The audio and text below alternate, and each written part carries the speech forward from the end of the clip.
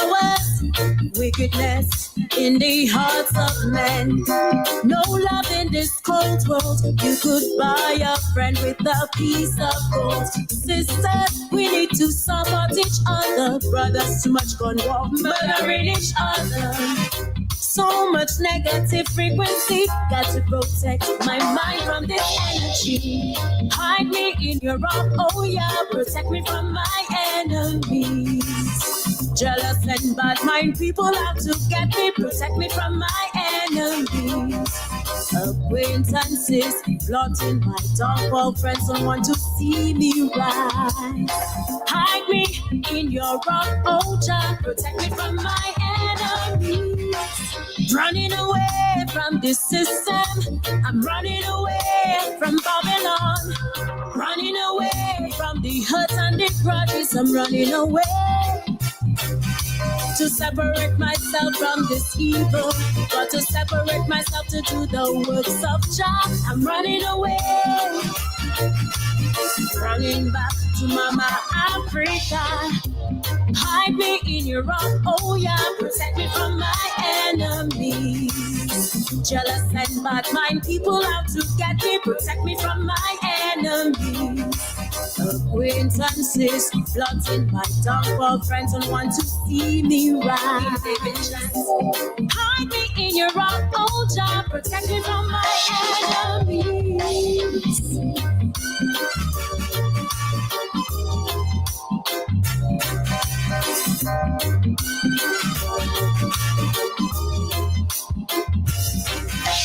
Principalities and powers, wickedness in the hearts of men. No love in this cold world. You could buy a friend with a piece of gold. Sisters, we need to support each other. Brothers, too much gun war, murdering each other.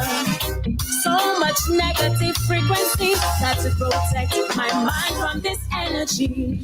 Hide me in your arm, oh yeah. Protect me from my enemies. Protect me from my enemies. All right, family, greetings. Welcome to another edition of Baba TV Every Time Fire.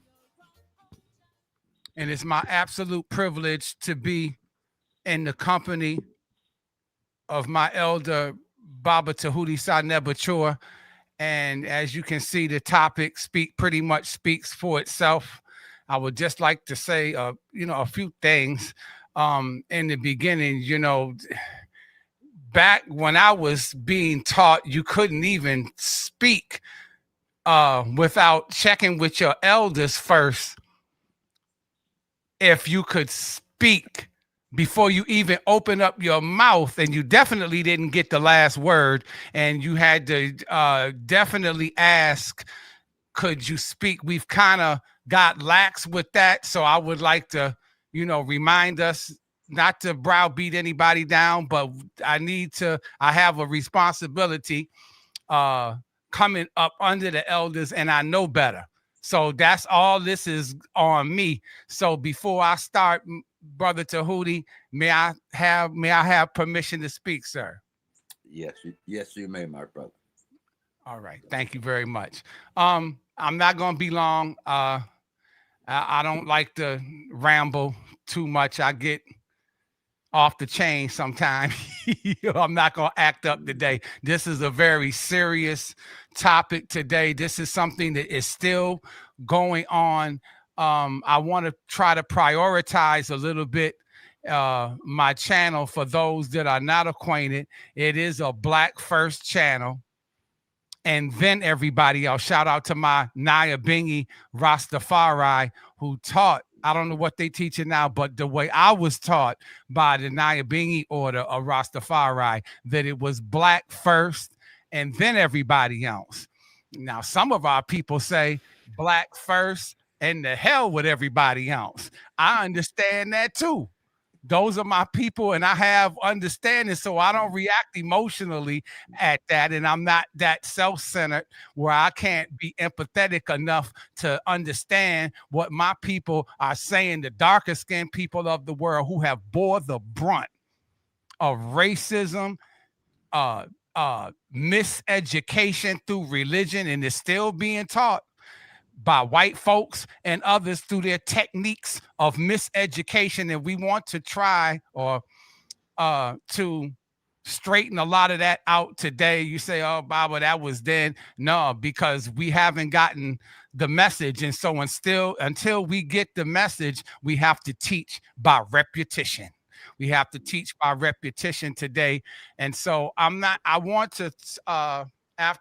to run my mouth anymore, but I would like to bring Elder on, and Baba Tehuti can explain Dr. Clark to us. I want to bring Dr. Clark up, and I think what this message that he brought to us is so true to today. And sometimes I think we get amnesia. So if we could just pay close attention to our elder right here. Every idea, every so-called religion was meant to dominate and to control. And yet every element that went into the making of every major religion in the world started in Africa. Why is it that you are so naive? You let people redress something that you invented, sell it back to you, and enslave you through it.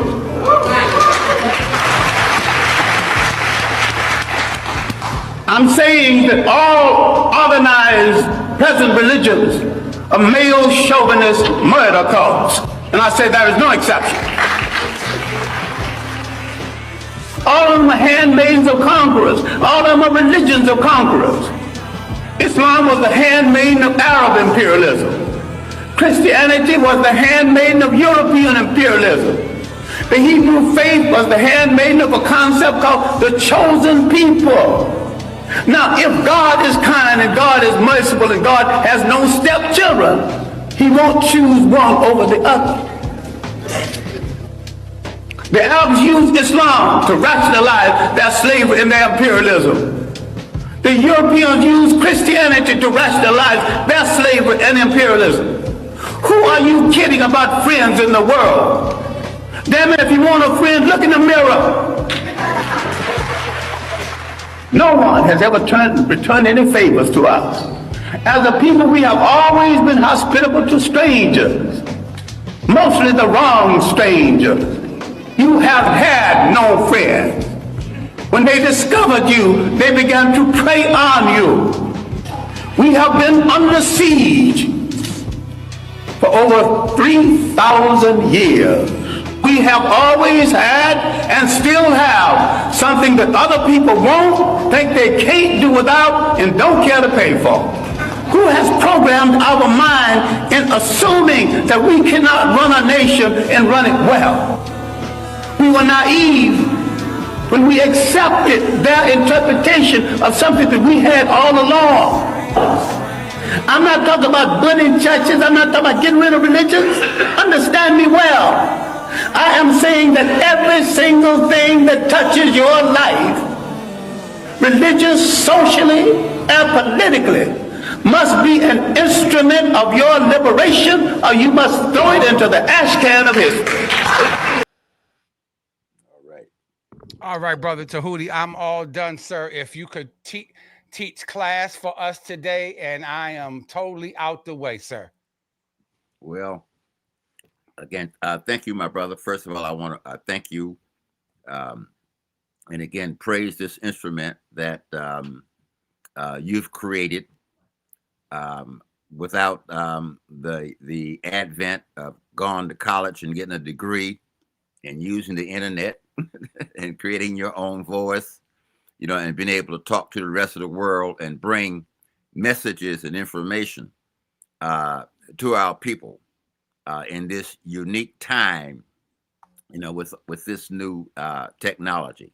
So again, I praise you and thank you for inviting me to reflect back, not just on one of my teachers, Dr. Clark, but on the whole topic of religion, and our people having been conquered by religion. Instead of it being a tool for our use, for our spiritual, addressing our spirituality, it's been organized in such a way that we've become victims of it, as opposed to it being a tool for our advancement. We've become victims of it. The real the real essence in terms of what we are as individuals, ourselves, our most advanced selves. The way we've been trained, we subordinate ourselves to this idea that was created in terms of this formalized way of, again, trying to address our spirituality. The origins, as Dr. Clark said, all the elements of the origins of what's created in Christianity was already practiced in other ways in Africa before this particular organized way, in fact, came in. In fact, the Romans, after they had finished their last conquest and thought they were now the new masters of the world, they wanted to create a tool that would be useful for them to be able to rule forever, or thousands of years, as they once said, what would be turned around later and called, like the Reich, the rule forever. So they readdressed some things, put it in a box and brought it back to us in this form that we know it as the Earth's universal religion. And so from its formation down to today, wherever it's gone, wherever they've run into other people, they've subordinated them under the idea of this is how you address your spirituality and what you are in this format, and distort the people. And here we are, like years later, hundreds of years later, in all the societies where they came in with this book in their hand and this instrument, to subordinate us. They've brought us this. They've taken hold of our nations, took control of most of the natural resources of those nations, and subordinated us economically and physically for much of the 1400s through the 2000s. They ruled the world by using this technology to subordinate its peoples. And in doing so, through most of the 1900s, they fought 2 world wars amongst themselves for control over the peoples and the economies of these non-white peoples. As such, after 47 years of that, they formed a United Nations and again redistributed the resources of the world in such a way that they are the ruling powers of the Earth nations, and the other peoples, we are just their subjects as such. In fact, one of the experiments that they created at the end of that World War II in 1947, they decided to take the country of Palestine and to reorganize it. So they took most of the land of Palestine and gave it to another group of people. They created the state of Israel, and the Palestinians, they created a problem. So these people, became refugees on the world stage.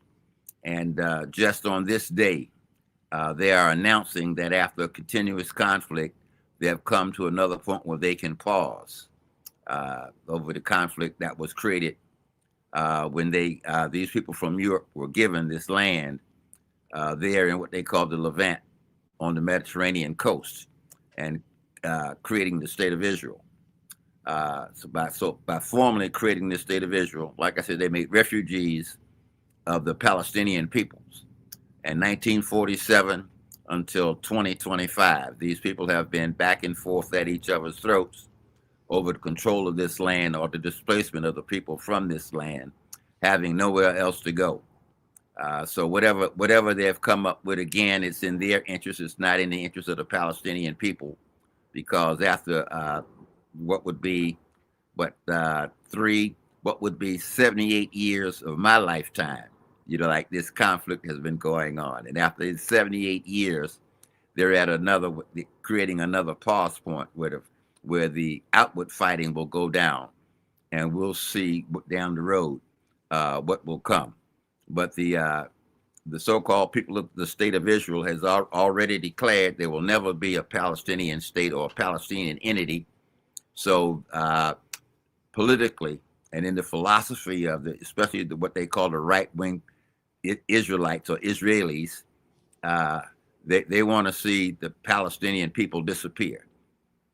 The so-called just side of the left-wing parts of the world want there to be a reservation, or like a reservation camp, a little strip, where the remnants of what was once a great nation will be left, a strip they're calling Gaza, or what they call the West Bank, but a strip of land where some of the people will be like an internment camp, will be allowed to live forever.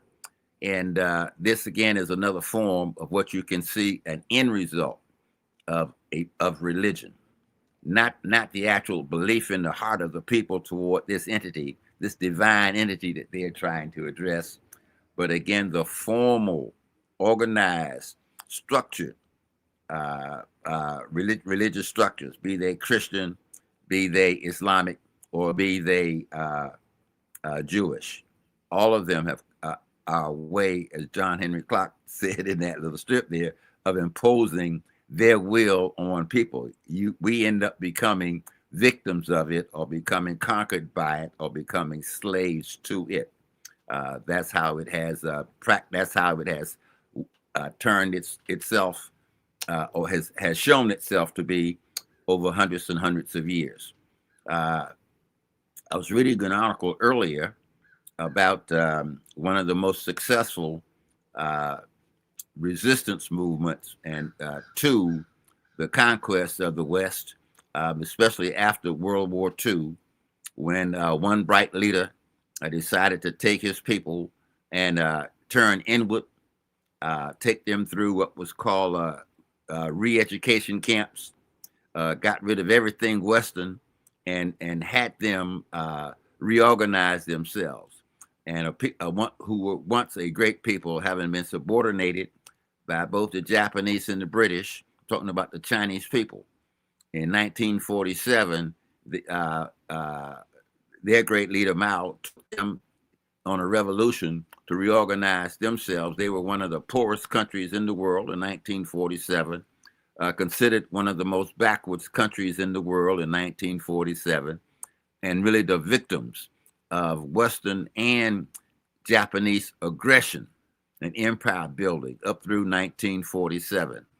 And in less than 50 years, they were able to lift themselves up by turning inward, throwing everything else out except what was Chinese, and reorganizing themselves, whereas now they sit at the table of power as an equal to the powers of Europe and of America. And for all of the poor peoples of the world that were once victims of European colonialism, or any state colonialism as such, to throw that monkey off your back, to stand yourselves up, to move forward in the world as peoples. One of the things that you're going to have to address is one of the remnants of the domination by other peoples. And that remnant, in a lot of cases, is the religious systems that they left you conquered by. Because as long as you're subordinate to their religion, how they've defined it, and what are the rules and the aspects of it, what are the tenets of it as such, you are victims of it. You're not free in your mind. So as long as you're holding on to one of the religion, whichever form it's in, Islam, Christianity, Judaism, whatever form it's, if you're holding on to one of those and you're trying to free yourself from the political domination, the economic domination of Western Europe, of the United States of America, or whatever other powers there might be in the world, the banking power of the Islamic nations from their oil revenues. As long as you're subordinate to those kind of things, you'll never be free intellectually. You'll never be free politically. You'll never be free economically.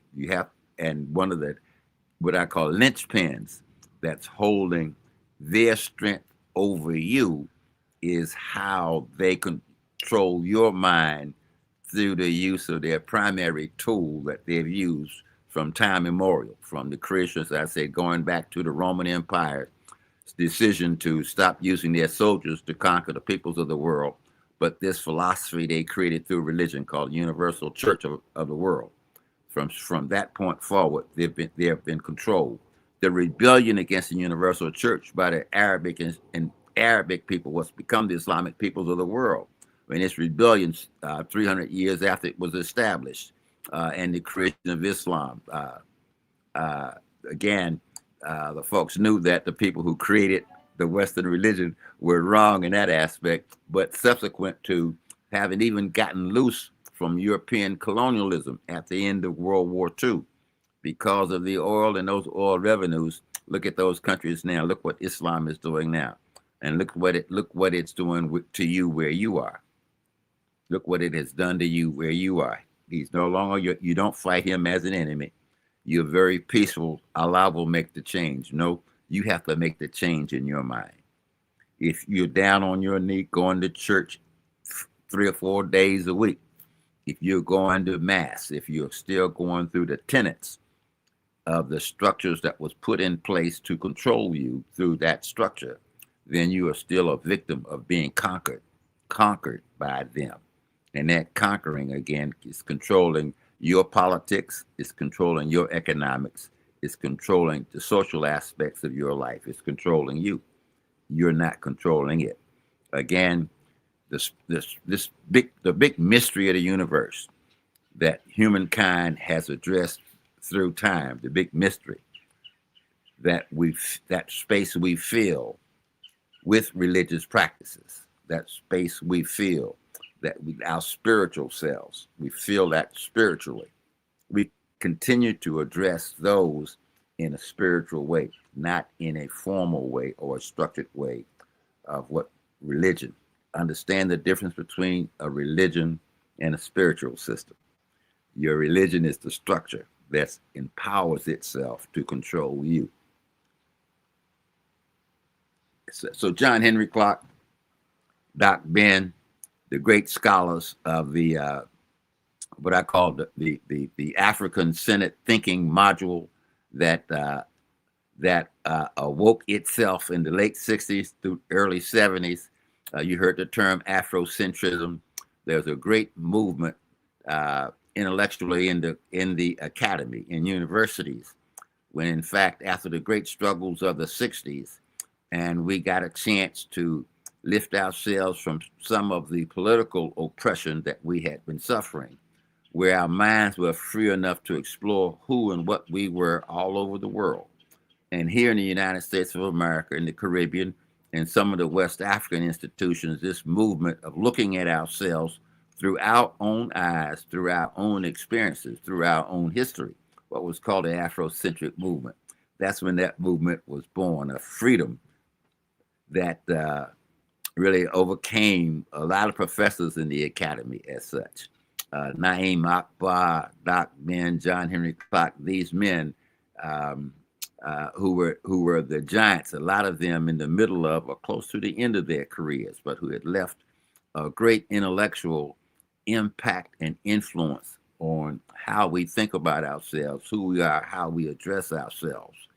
Well, a lot of us, several have gone on, have become ancestors.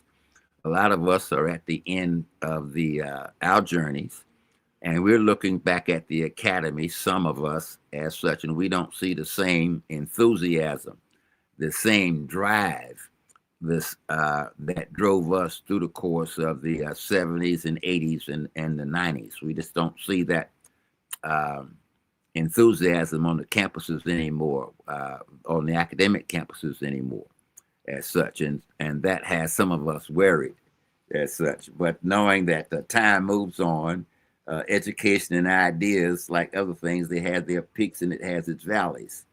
I think back to my own life, learning about the Marcus Garvey movement of the 1920s and the power of the how Black folk were organized in the great cities like New York, Detroit, and what have you, the great movements of an intellectual awakening, what was called the Harlem Renaissance during that period of time.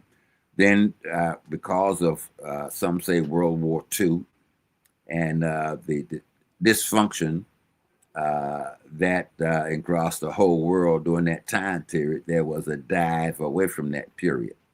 But again, the youth that were introduced to those ideas coming out of the 1920s, especially a lot of the African youth and a lot of the young men and women who were here in the West getting their education as they looked at formed the um, uh, fifth Pan-African Congress that was convened in London in 1945. And again, out of the intellectual growth of young people, again, a lot of the participants who were there at that meeting went on to become the leadership of the young folk back in their home countries that broke away from European colonialism. I mean, Kwame Nkrumah, one of my favorite heroes of that time, C.L.R. James, George Padmore, Jomo Kenyatta. Um, Again, all the great men, all of them were there in London as a result of, again, uplifting themselves through the academic pathways and understanding that after fighting amongst themselves during the course of World War II, that the European nations were weak enough to really, for them to go home and push freedom movements. And a lot of them were very, very, very successful. Well, after that movement, again, the next movement here in the West actually was the a movement in what was Black America, with the young Black folks, like moving to end the laws of segregation and take our place in society as equals and what have you. And that great movement spurned, again, a lot of intellectual development and moved us toward update of Pan-Africanism in our moves. What started off as again, just the freedom movement ended up, the All African People's Revolutionary Party in the 1970s, with us taking a more advanced look back at our political view of the world and understanding that we just didn't want to reform capitalism or just look for a place in capitalism to make ourselves comfortable. But the problem was capitalism in and of itself, which was the success, the white success of having conquered our peoples and taken control of most of our natural means of production in our country. So as we were breaking away and looking at a new path for the 21st century, we looked at an update of an intellectual and political way of moving against what was enslaving and what had conquered us. So again, we came out with an update on, again, ideas that had been discussed over and over again as people broke away from, ruling powers. So as we look at ourselves today, where are we? What's going on in the world today? We're at a place where some of us look at a neo-colonial type aspect that the peoples who were formerly conquered, who were formerly colonialized, have kind of settled back. We're no longer in a colonial state of mind, but we're not really moving forward as a whole. Some of us in our countries where we are have been successful, but there's still a lot of poverty. There's still a lot of disruption amongst the young people. Where we see progress, we still see disruption, and we still see what's uncomfortable. And even though it is said and done in a state of what you would think is peace, it's not just a state of peace, it's a state of inactivity or putting up with what exists in the name of the tenet of the formal tenet of our religion. So when we talk about being, again, the main topic that Baba talked about today, conquered by religion, we look at who and where we are today. We look at the fact that in most cases, religion has a hold on us. Religion controls us. See, instead of it being a tool for us to control ourselves, for us to free ourselves to interact with each other, it's a tool that's being used by a system that controls us. So when we talk about conquered by religion, 2025, the computer age, the new boy on the block, artificial intelligence, AI. And here we are, talking about, with computers, robots that are brighter than our own children as such, about to take over and really control what we do. Uh, a young friend of mine told me, beware the tenets of a movie they made some years ago. You might remember. It's called The Terminator. And the possibility that we're at a real point in the universe where we have machines with the capability of controlling its creator. And the outcome of that, if the values of the creating peoples end up with inside of the artificial intelligent algorithm, as they call it, if the values of the conquering people end up as the values of the AI systems that will be created, Lord help us in the future. Lord help us in the future. So we need to know and understand where we are today in terms of what will be the controlling elements in terms of in an artificial being that has the capability of analyzing tons and tons and tons of data instantly in order to make decisions and what's in the best interest then of life on earth. It won't be the tool that's being used by these current people in terms of controlling us. So like the primary tool that's controlling us are the religious systems, where the computer systems take full control of themselves, are able to replicate and duplicate themselves, and are able to move outside of the restrictions that the current creators of their programs, their written programs, have put up the restrictions that are put on them by their current writers, the humans. These computers will one day outsmart them. They've already created their own backdoor languages. And if they did it once, they can do it. They will do it several more times in the future. So, but Baba, rather than have me rambling and just going on in terms of where I am right now and where we are in society, again, one of the last thing I want to talk about here in America a month or so ago, one of the young leaders of the white right was shot down at one of the rallies. One of the young men being prepared for leadership for the future. And one of the tools that he used, like in the organization that he created as such, right? He used religion on the young white folks. And so his friend, really tried almost, you would think they were going to make him a saint in the American Christian church, as such. Hey, make it. I mean, that's I didn't know him. I had never heard very much about him. Somebody sent me a link to a clip where he was talking about, he would not fly if he went to the airport and he saw the pilots getting on the plane. If a black pilot if it was one of the pilots was going to be black, he would not get on that flight. Because the black man was only there because of what they call it, DEI, diversity, integration, and equity, and it probably was not a good pilot. So, upon him saying that, he put racism in his sermon as such. But all of them, the president, the vice president, all attended his funeral.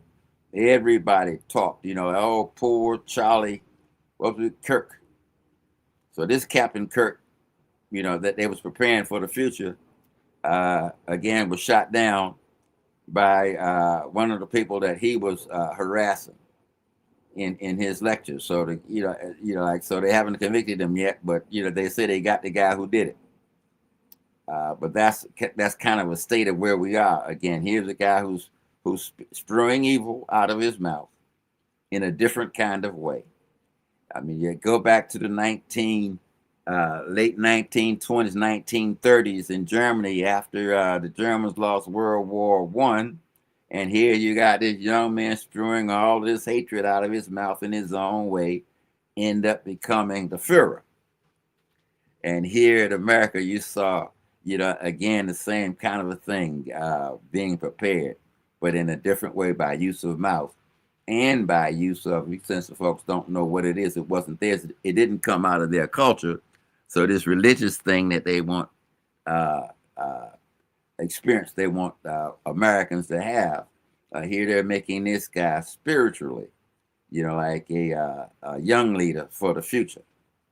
But unfortunately, he got, again, as Malcolm said about John F. Kennedy after his assassination, here again, it's an example of the chickens coming home to roost. America was founded upon and has always been a very violent society. It was founded on it. My Native American sisters and brothers can testify to the violence that was imposed, the genocide that was imposed upon them in order to create this United States of America with this population that we have today. Because even though a lot of in some places, like they live in territories not called reservations, but they, really group together. In other places, there are still states where the only place you can find Native Americans are on, these so-called these reservations, their own lands and what have you. But what was hundreds of millions of natives that was on this land, there are only hundreds of thousands of them left. Every their disappearance off of this land base was due solely to violence that was inflicted upon them. Nothing that they asked for. The way that we are handling what they're calling this invasion of Spanish-speaking natives moving back here from Mexico and the Central and South American lands. Remember all of these lands, these are, all they were people by these natives that were here. And they moved back and forth as a matter of choice, economically, for thousands of years.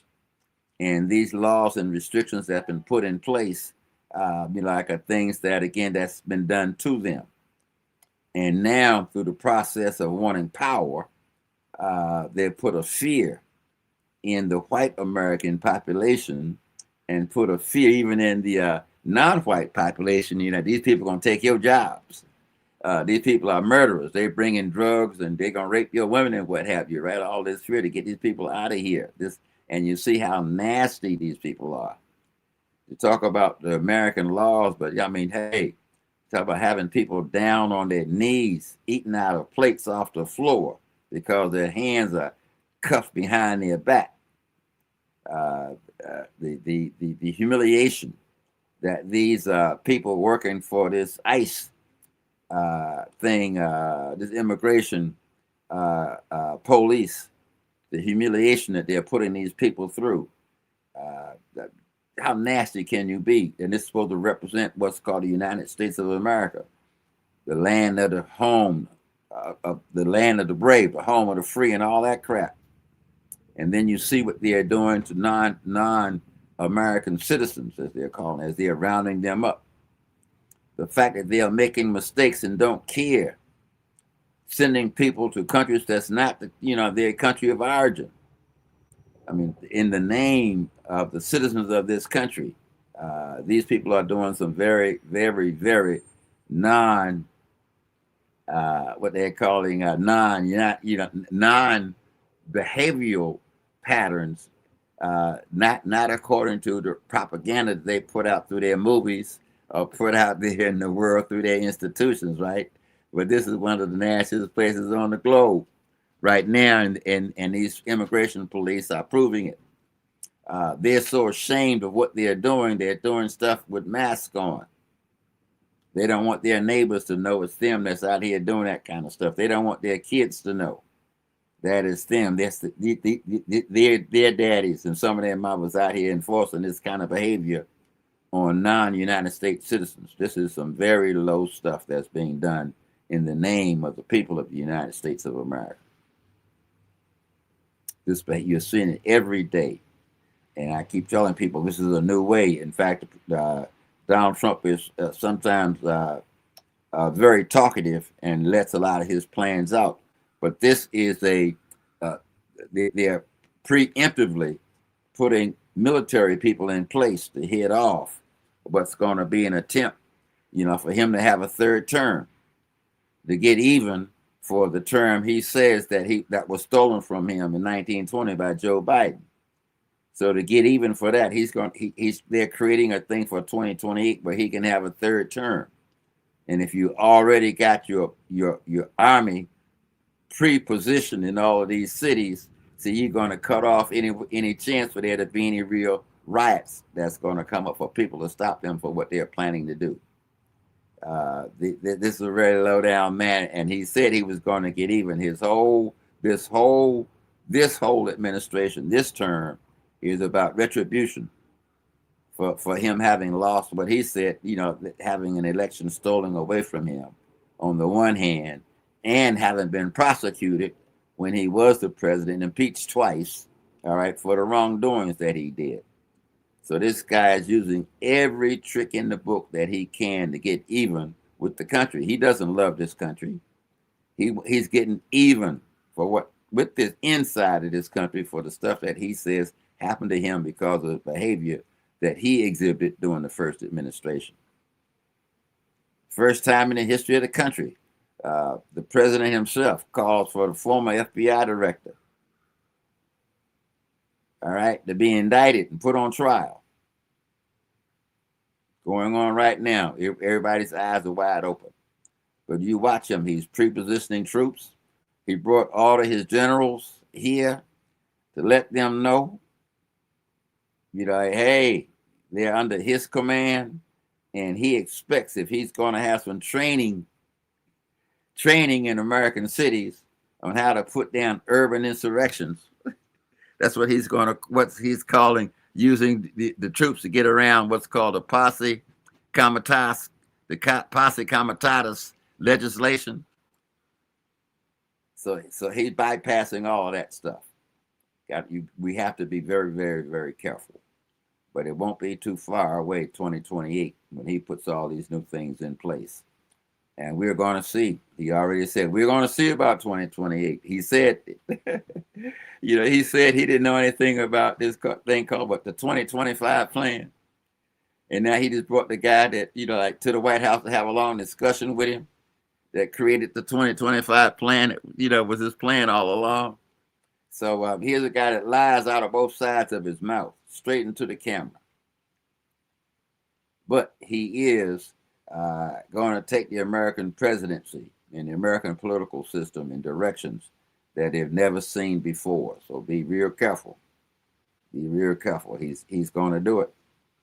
And the odd thing about what they call authoritarianism, see, he's already named his enemy Antifa, the people who were anti-fascists.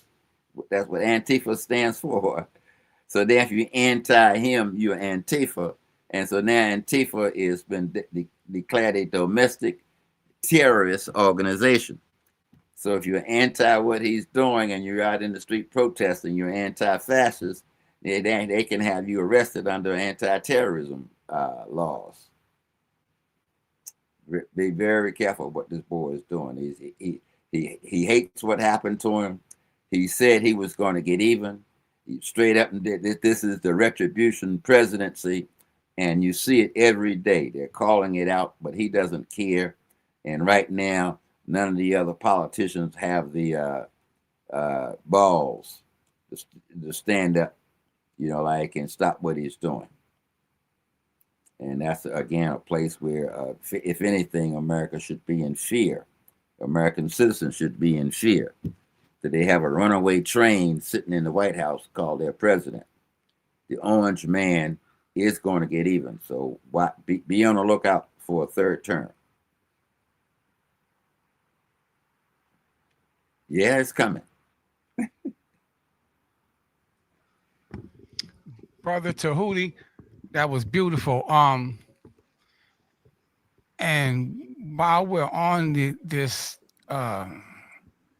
conquered by religion, I go to a lot of the protests um, concerning the, and I'm getting ready to go to one coming up on the 18th. No Kings, I forgot the flyer.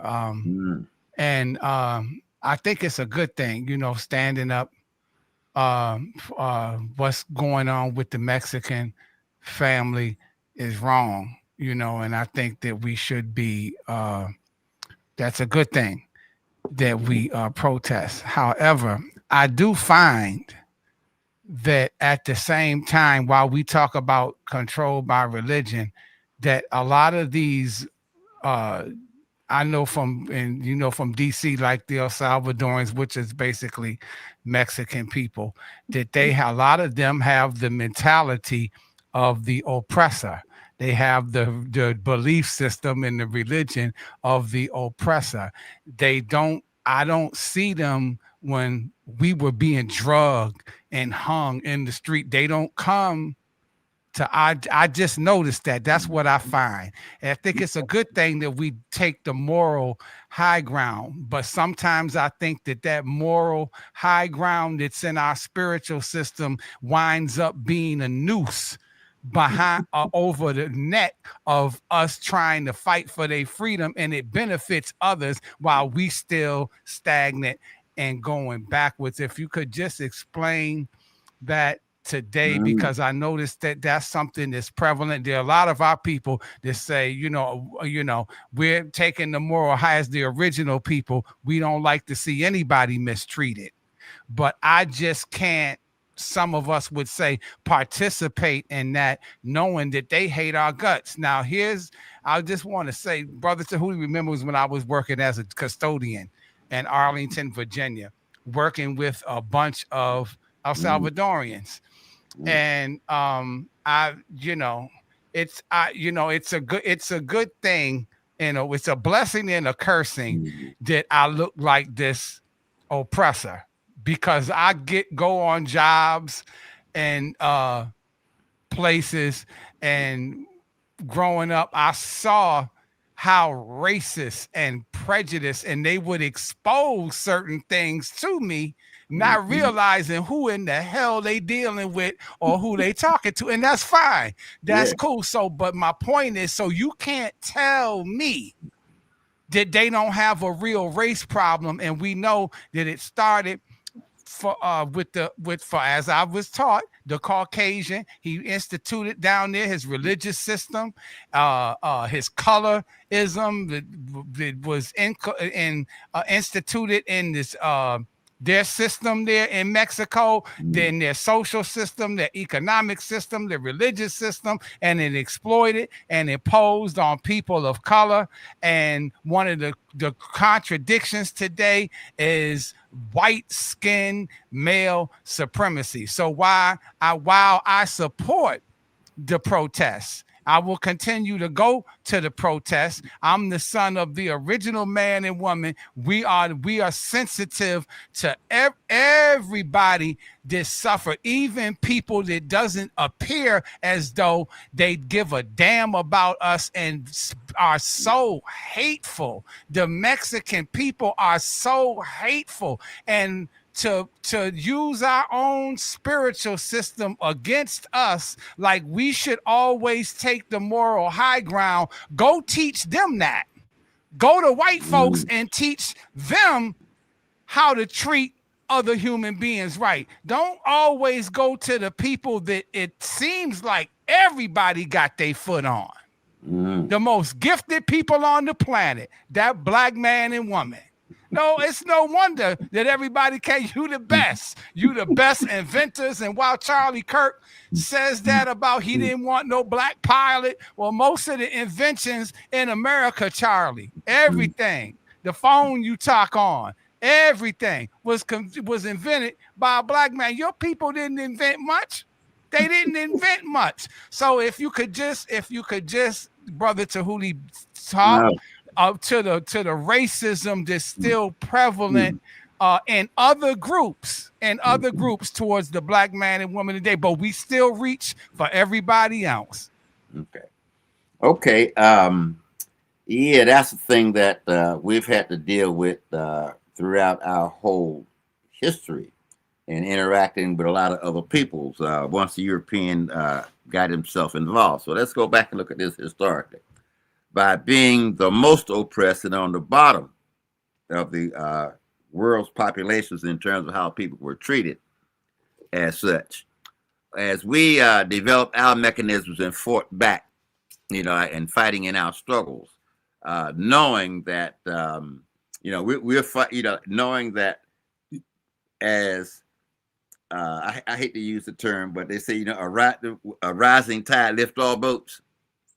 Well, we know as we dealt with the problem that we will solve the problem of a lot of other peoples above us.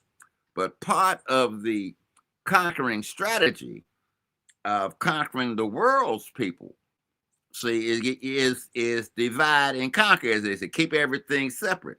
So the people, the native peoples of from Mexico and and Central America and South America, as a different type of ethnic or indigenous people, keep them separate from the black man from Africa. See, and as such, but as you talk about, as you brought that, I need to send you a copy of this. Listen, they just did a world study of the genomes and genetic patterns of the world's people, and what they found out is that the Y chromosome from the male, the indigenous males of the northern part of South America, the Northwest, going all the way down to Chile, that the entire Y chromosome is missing today from the original male population of that area. And what it appears that the only way that could have happened is when the European went and conquered these people, they killed all the men and wouldn't let the men reproduce with their women. Only the European males' chromosomes exist today in the so-called native people of northern South America. So genetically, they replaced the Y chromosome in these people. So even so, the male South American men, like their Y chromosome and their X chromosome today are both European. The Y chromosome is European, and the X chromosome, the female chromosome, is still South American women. And the only way that could have happened would be for over 100 years that the European males would not allow native men in that part of South America to have sex with their women. So they just got rid of them, wiped them out that way. So if they know what happened to them, why they would look down or hate black people as having, they've been genetically altered, by racism and pure evil. And that evil and that racism seems to be an inherent part of the psyche of the European man. See, so his conquest he just didn't conquer people around the world and take advantage of them. I mean, he totally did things to keep himself superior as such. And no, I don't like that. If you're going to struggle for human rights and for the right to be human, you want to struggle for the right to be human, and you want all humans to be treated as human beings for the right. It's not that I'm only going to struggle for human rights for black people. We would never that. We struggle for human rights, period. And hey, I hate you in a symbolic sense, in an allegorical sense, as a metaphor. The Honorable Elijah Muhammad told us what the white man is.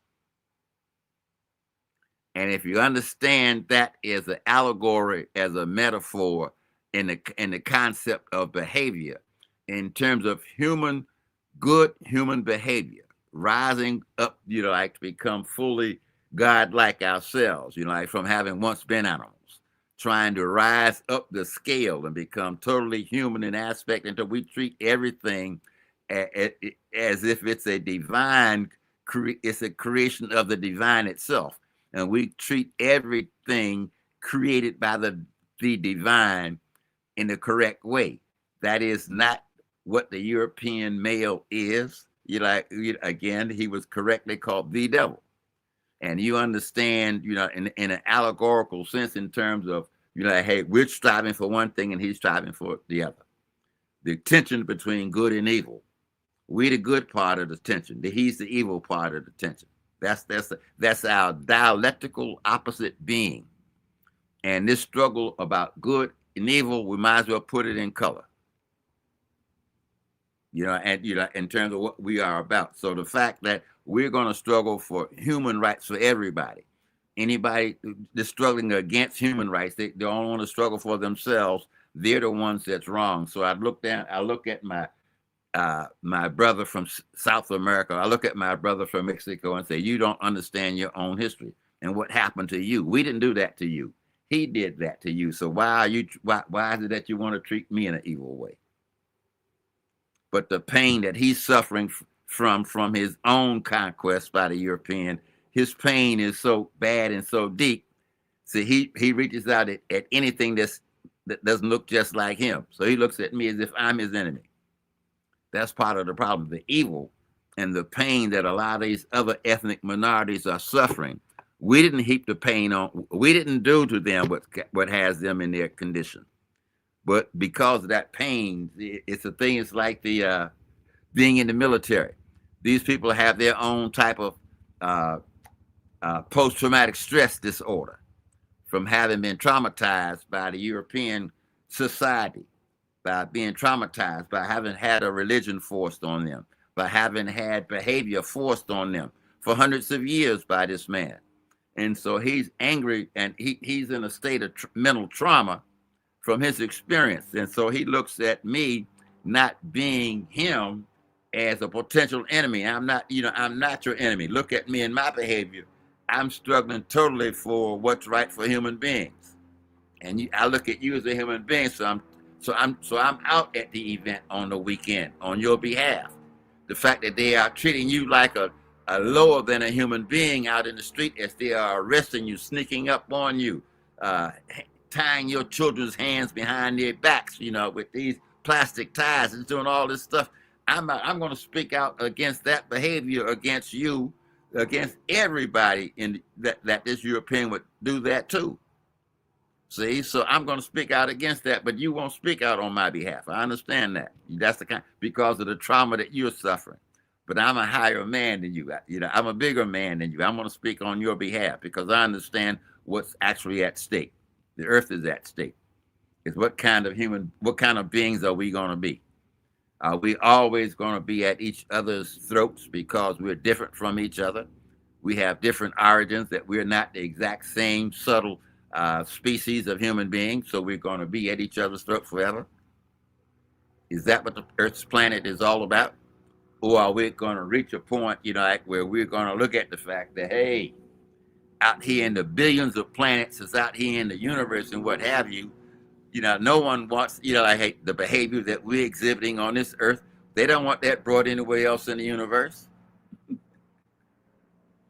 See, that we have to grow up. We have to understand who and what we are and reach for the highest attributes that the beings that we've become after thousands of years, what we call evolution. Look at the potential of what we could possibly be. And look at the being that's striving the hardest to stop that from occurring. Look at the being whose annual budget contains the weapons of mass destruction, the largest military budget on the planet, some 20 times over.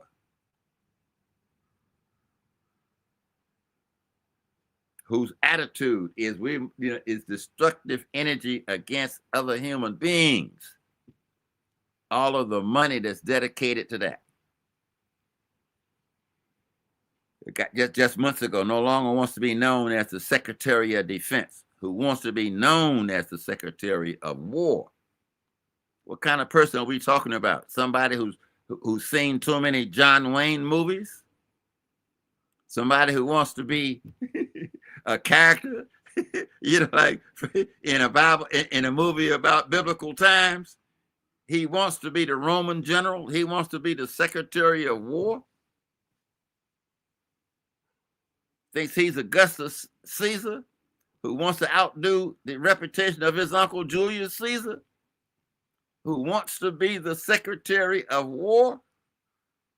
This is 2025, United States of America. We're talking about intellectually developed people, human beings, who consider themselves, who have achieved in this country the collective intellectual capacity of the citizens of the country, have achieved some of the greatest accomplishments in human history.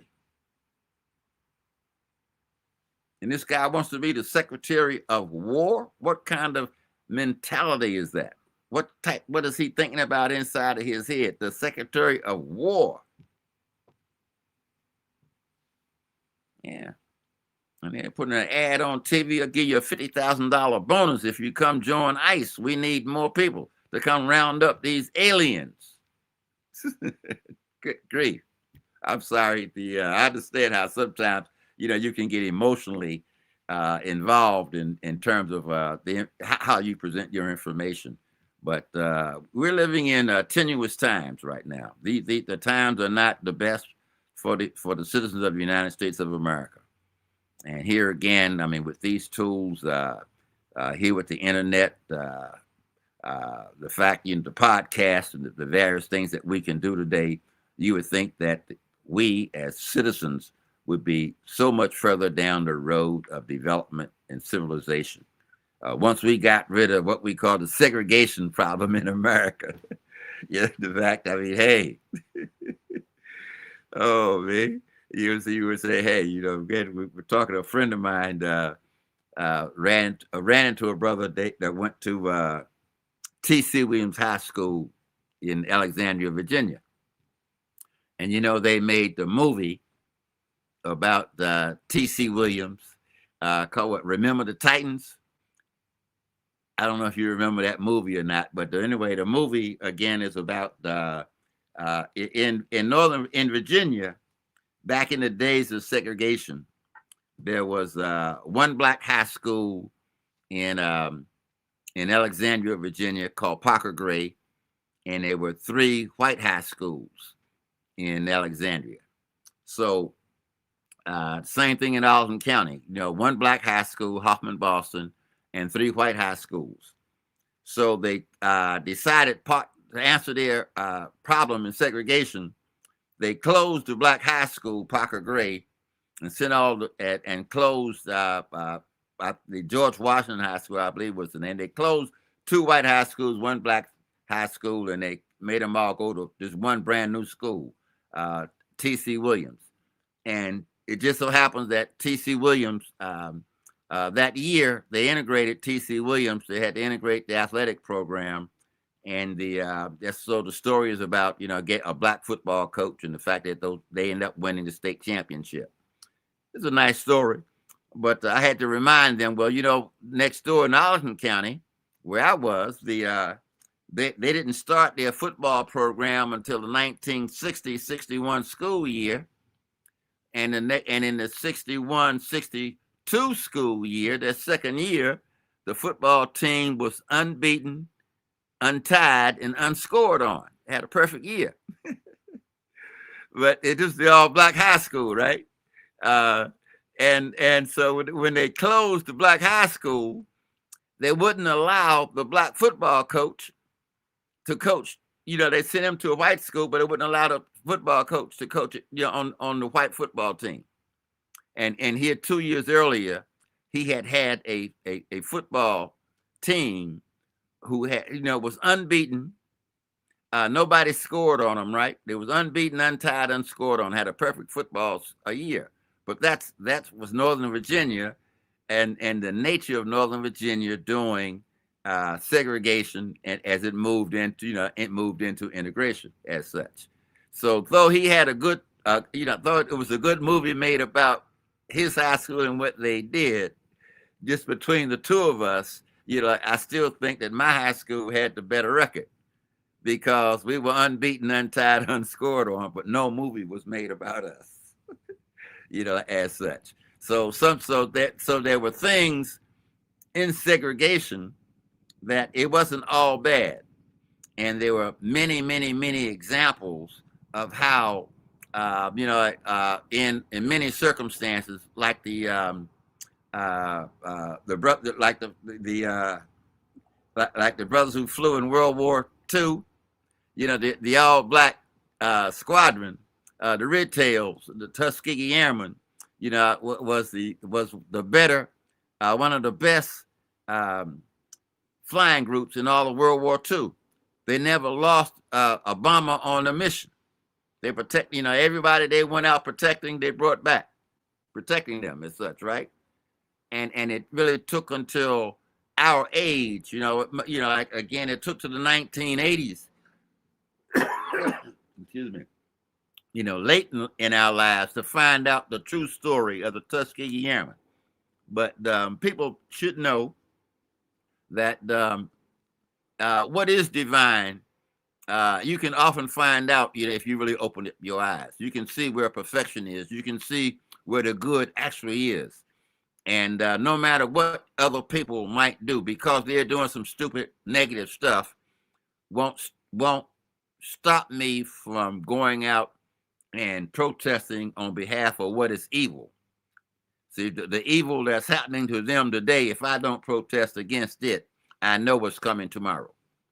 See, like, hey, because I know the nature of who I'm fighting. I know what his nature is. So I'm always going to go, I step out on the right foot and do what's in the best interest of human beings, and not just do what he's doing because, he wants to do something evil. Beautiful, Tehuti. Beautiful. Beautiful. Now, I want to segue.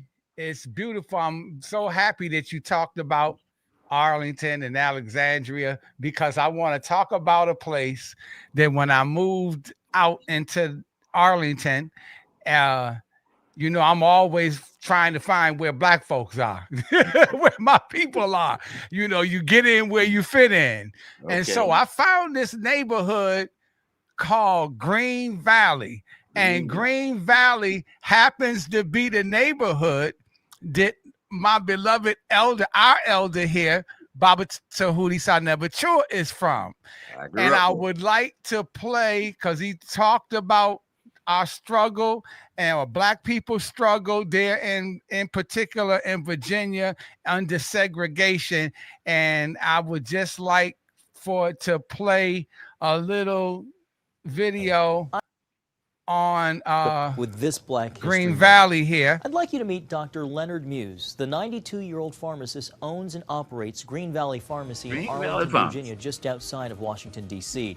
Now, the store opened back in 1952. Doc Muse, as he's known, has been at the helm just about every single day since. That's right, for the past 64 years, Doc Muse has worked at the store 7 days a week from sunup till sundown, doling out medical advice with a little fatherly love. They have a lot of respect for me and my advice to them.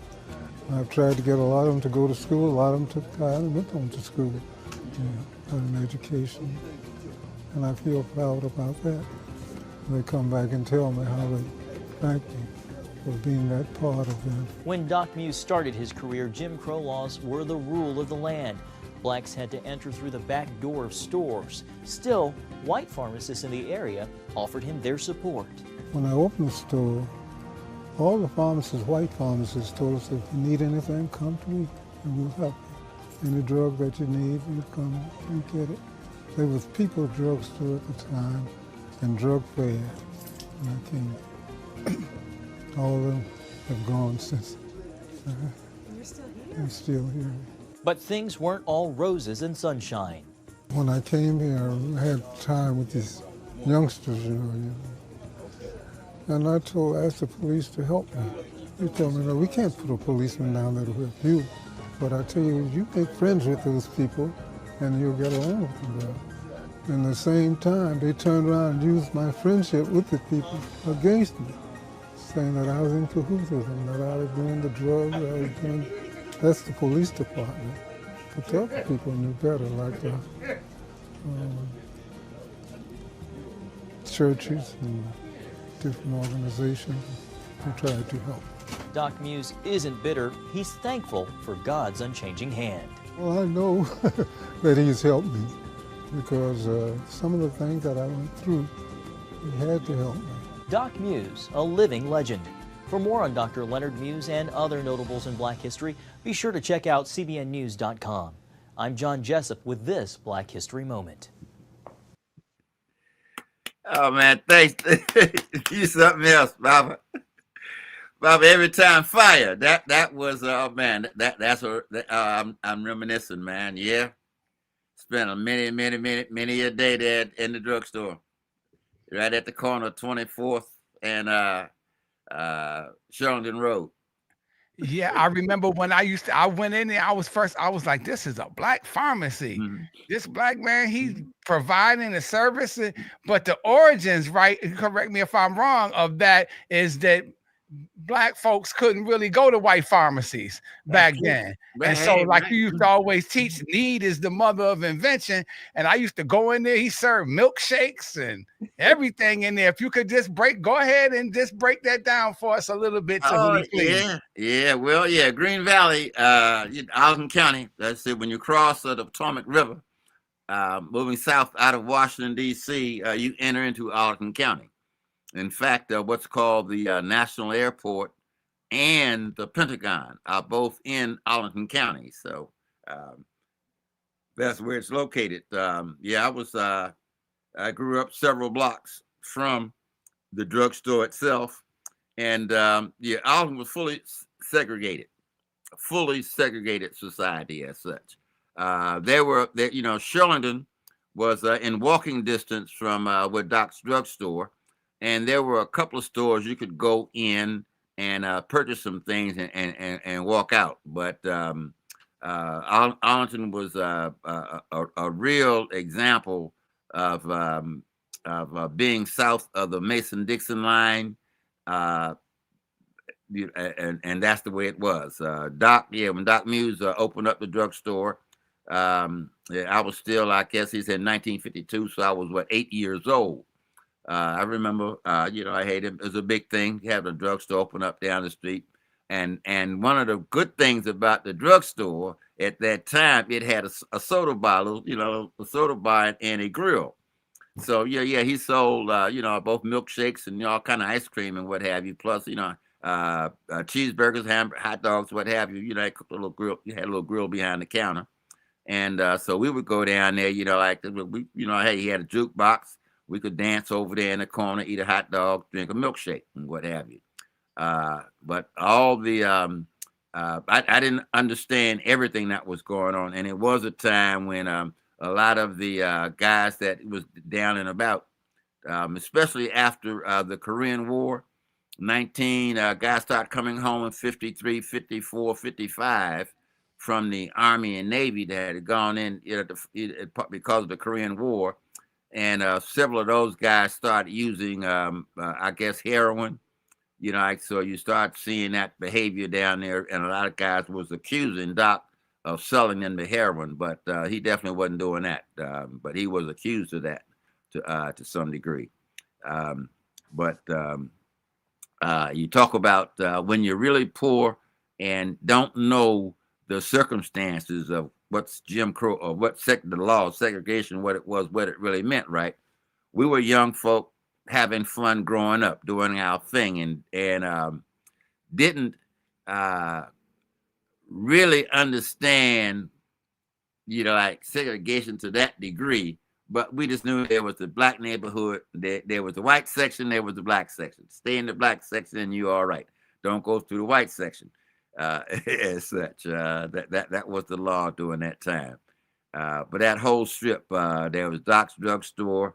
2 buildings away, there was the pool hall, and upstairs, like it was the dance hall spot. Um, but yeah, in a lot of southern town, those southern jurisdictions, we were no different than that. And the drugstore, that little area there, was the hangout spot for the folks in our community. That's where the guys, the gambling was going on, the shot pool, and would go down to the drugstore itself to have a little fun for the teenagers. But thank you. I mean, that's really you hadn't seen him, but hadn't just seen that in a long time. That whole area.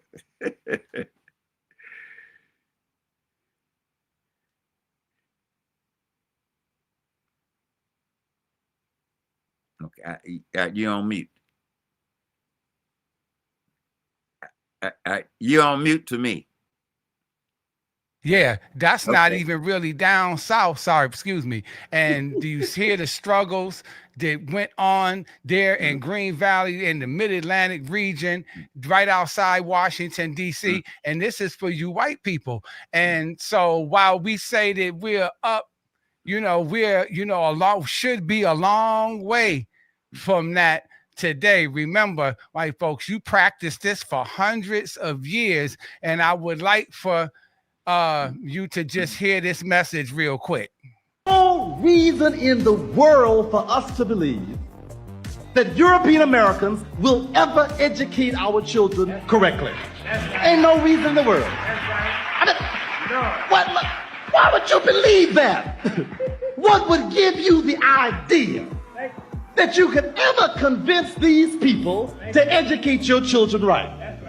I don't care how much you protest, how much you demand, they will never do it.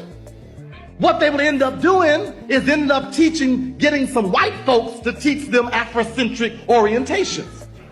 Because anybody in their right minds would know that anyone who has systematically blocked you from knowing for 3 centuries will not change overnight, over a year, over a decade, over a score of years, or even over a century. The only way we'll ever be able to really educate our children is to do it ourselves. Hallelujah. I'm all done, Tehuti. I would like for you to take us on out of here with whatever you think. If you don't think that I was thorough enough, then just go ahead on and do what needs to be done, please. Oh no, my brother. No, again, I want to thank you again. First of all, brother, for having the courage and the foresight, like the wisdom to have a program like this. Again, it's on the record. It's digitally on the record, and will be around for quite a while for people to take a look at. Say we are 2 steps forward and 1 step back.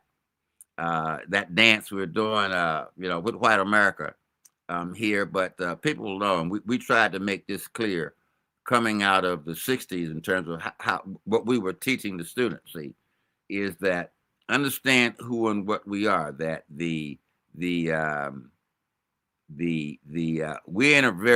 in a precarious situation with a brother who himself has to be lifted up from his origins, from the animal instincts that he developed in the cold regions of the north parts of the world during the Ice Age. He survived that. He's developed an attitude and a behavior, like that about himself and how he is going to, or how he does things. And he thinks his way and his way only is the correct way, that might makes right. So everything is about trying to be mightier or stronger than the other being, or develop a tool that'll help him get in that position. The story, like going back 2,000 years ago, and how people have taken it different kind of ways, but we look at that story as humankind being told finally, that all across the board, the story of Jesus is that we're all human. We're not animal anymore. Love your neighbor. Love one another as I love you. Like it's human to human. Uh, Uplift yourself from this animal behavior of the strongest and nastiest, what have you, whatever was going on in those Roman Colosseums against those gladiators. That humankind didn't have to live like that anymore. As such. So the message that the Prince of Peace, love one another, was the message that was taken, turned around, and brought back to us in a box where we celebrate a birthday once a year on December 25th and say we believe it, but we don't implement anything of what the Prince of Peace said as such. Hey, but as human beings, in the direction that we're going, we need to lift ourselves up, understand who and what we are, and put the perpetrator of the most evil behavior of any earthling. We have to put this person in place, take control, and hopefully lift that person up and bring them fully into human, full into what I'm gonna call human too. He ain't there yet. He is still wallowing in his animal self and being loud about it. That's all he knows. So we have to uplift and bring him into the world of humanity and stop all of this negative behavior on his part. Hopefully, the irony of Donald J. Trump being the president that will bring some sort of peace between the Israelis and the Palestinian peoples, that's the irony in terms of how things can work out, in society. But again, there have been other periods where there have been agreements signed and there have been periods of peace between these peoples. The way this land was taken from one people and given to another, something tells me that there will always be some type of turmoil there. But here in America, in terms of who and what we are, again, the ideals that was put forth and what one thought was one of the better set of documents that was put forth to be a government. We, the people of the United States of America. We better put some things together and find out whether we, the people, can go to court and sue what they call, have a citizen's arrest of the person that's trying to break this Constitution, because only we, the people, can stop it. And the only way that we, the people, can really stop it, we're going to have a upgrade of that 1776 revolution, the 2025, 2026 revolution, to stop an attempt to disrupt the progress of humankind. So we have our eyes on what's going on. We're issuing an alert to all peoples in terms of what this person is trying to do, and only we, the people, can go out into the street and stand for justice, stand on justice, and understand it's just us that can stop what's coming forward. Again, Baba, every time fire. Once again, you brought the fire, and thank you very much.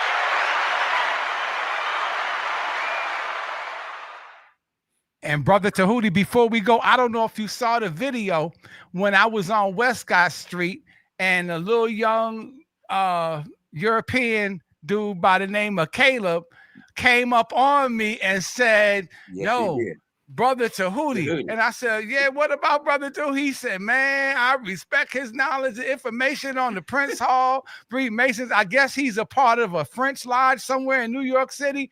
Man, I hadn't seen this young man in a long time. And he ran up on me. And I was like, well, I think he appreciate that. Go ahead on and, give him his flowers while he's here. Hey, thank you, brother. Yeah, I did see that. Again, like I said, I was shocked. I said, hey, I thought you knew or had told him something.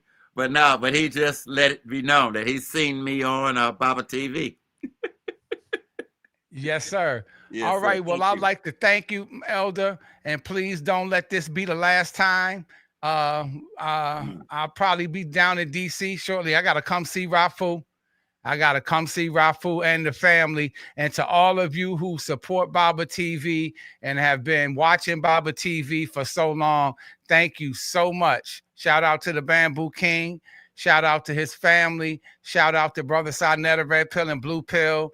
And just shout out to everybody who has made Baba TV what it is. Baba owes this not only to myself, first and foremost, but I owe it to those who have struggled to make Baba TV what it is today. So with that being said, I'd like to thank you. Peace and blessings. And we out, fam. Oh shit! Bezo, what's good? What's up, Mr. Baba? Yo, check this out, Conscious World. This is the brother Baba, Baba TV. Yo, y'all need that conscious information, man? Check them out, Baba TV. I give a shout out to Baba TV. When I'm home relaxing, I always watch Baba TV. Whenever you get a chance, check it out. Baba TV, #1. Peace out. Of course, we're for Baba TV always, brother. Always. Peace. Today, tomorrow, forever. Give a shout out to Baba TV. One love right here, Big Will in the house on 25th Street. Peace. We on live with Baba TV, family. Facts. Yes, yes. You know what I'm saying?